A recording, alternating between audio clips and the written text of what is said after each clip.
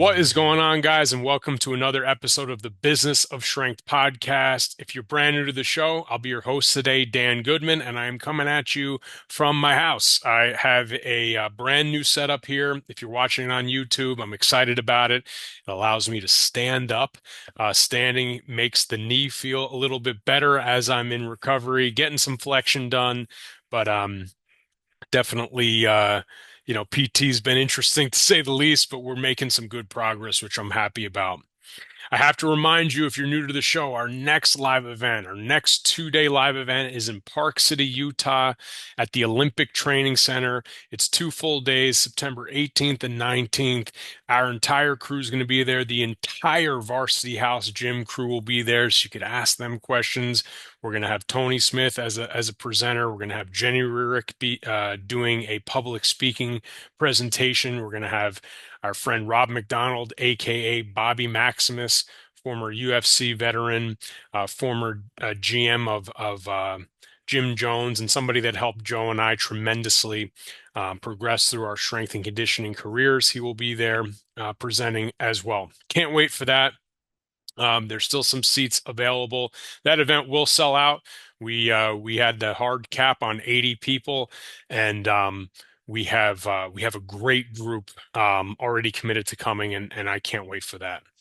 So speaking of events, I recently got home from the summer summit hosted by our friend Scott Leech, who before I knew Scott, I was a huge fan of Scott.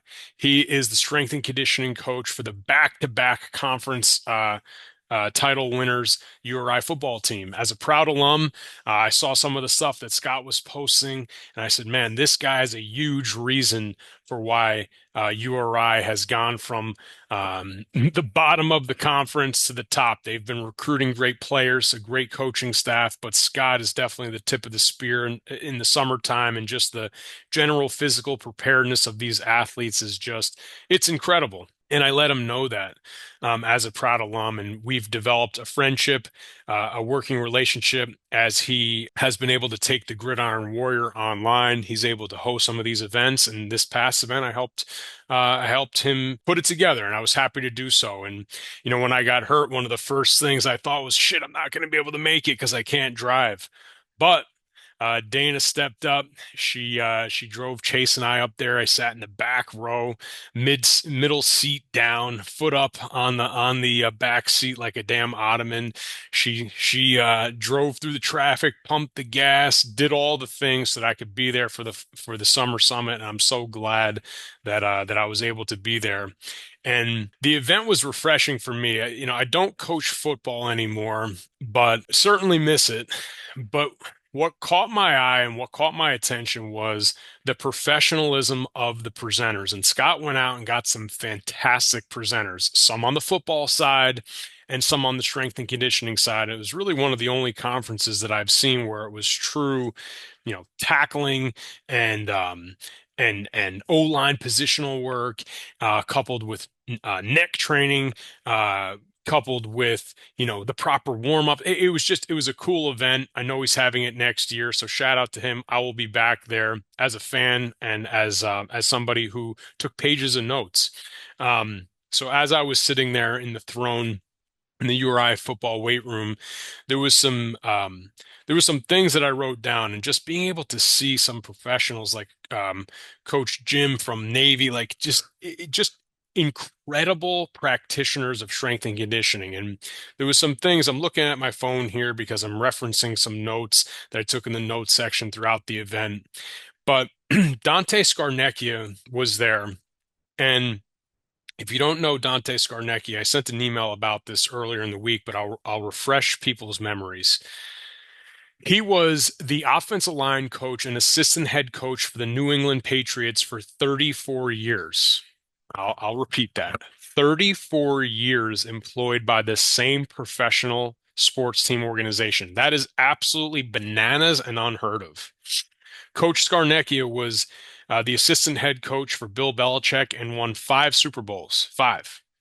He is about 5'7", maybe 170 pounds, and he's now 78 years old. He was coaching absolute dinosaurs.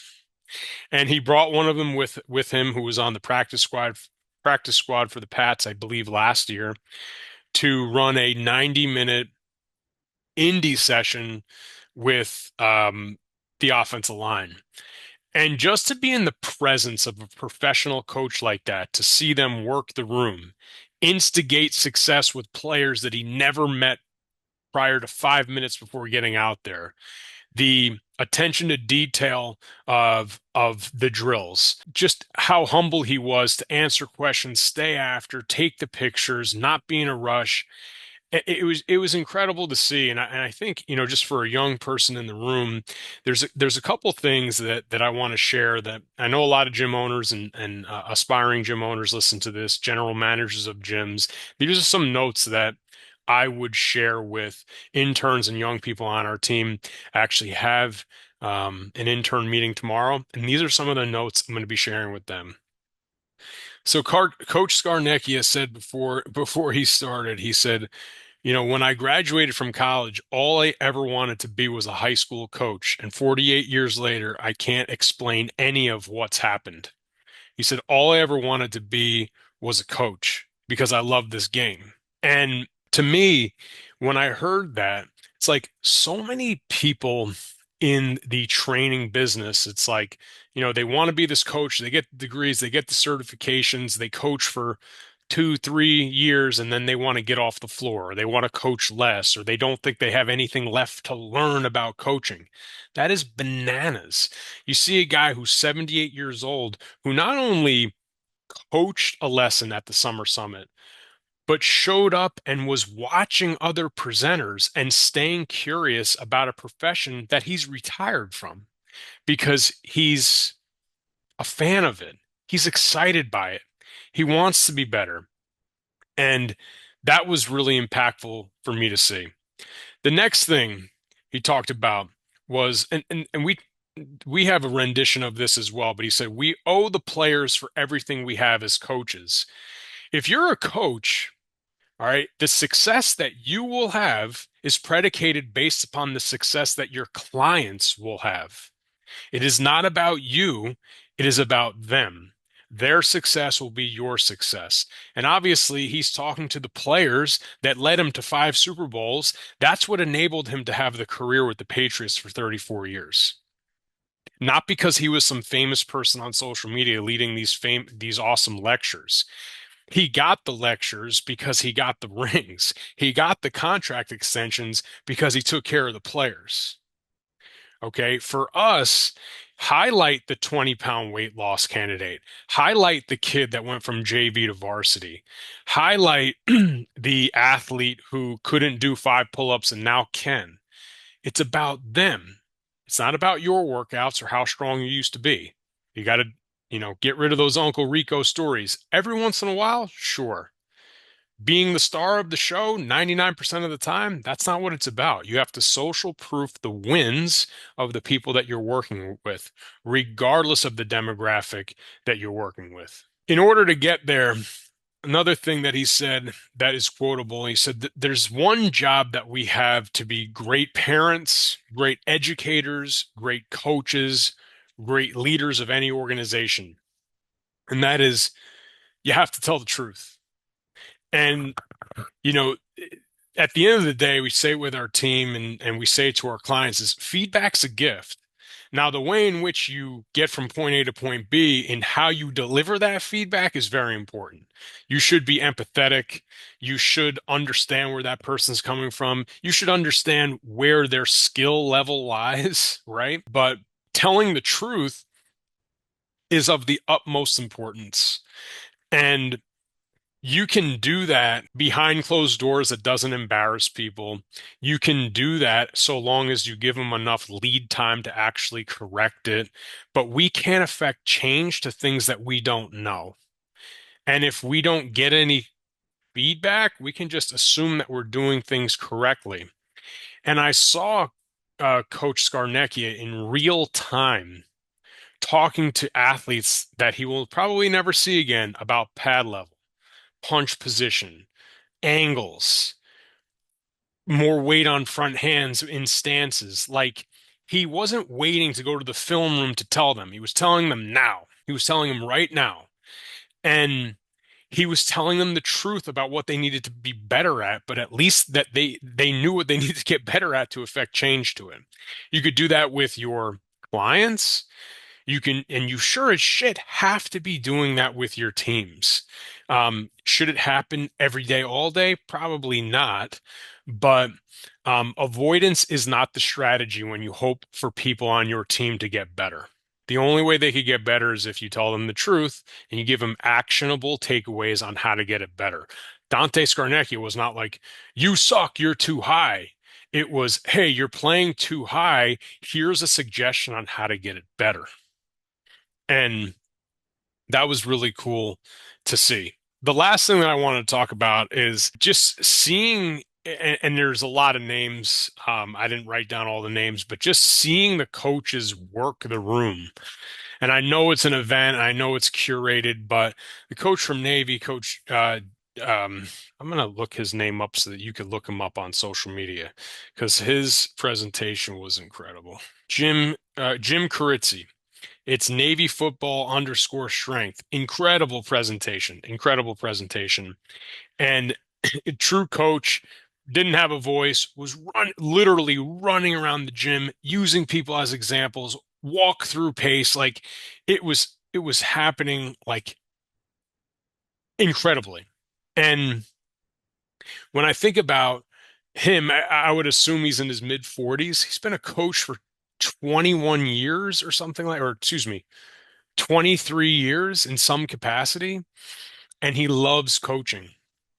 I think we need to get okay with understanding that becoming a great coach takes time. Becoming a great coach or teaching others to become great coaches takes walkthroughs. We can't just talk about the thing. We have to do the thing. And what I loved about what Coach Leach did at this seminar was there was no PowerPoints. If we talked about a drill, we walked through the drill. And then when you walked through the drill, then you ran through the drill. And he's doing this with adults in the room. And people are working and they're working through it and they're seeing what it feels like. And he was instigating success with 50 people in the room. And I left that going, holy cow, that's an all-American. That's the best of the best. I can't imagine if I could hire somebody like that to be on our staff. And we've got great coaches, but there's levels to this thing, and he's just an all-American. I think about Coach Leach teaching the neck training. It's just like guys were in the racks doing the banded neck training. Guys were off the bench doing the off the bench neck training so they could see what it feels like so that they could coach three people through it. And sometimes you have to get your staffs to walk through sales training. You have to get your staff to walk through what a warm up feels like. You have to get your staffs to walk through what doing plyometrics feels like or the lifts.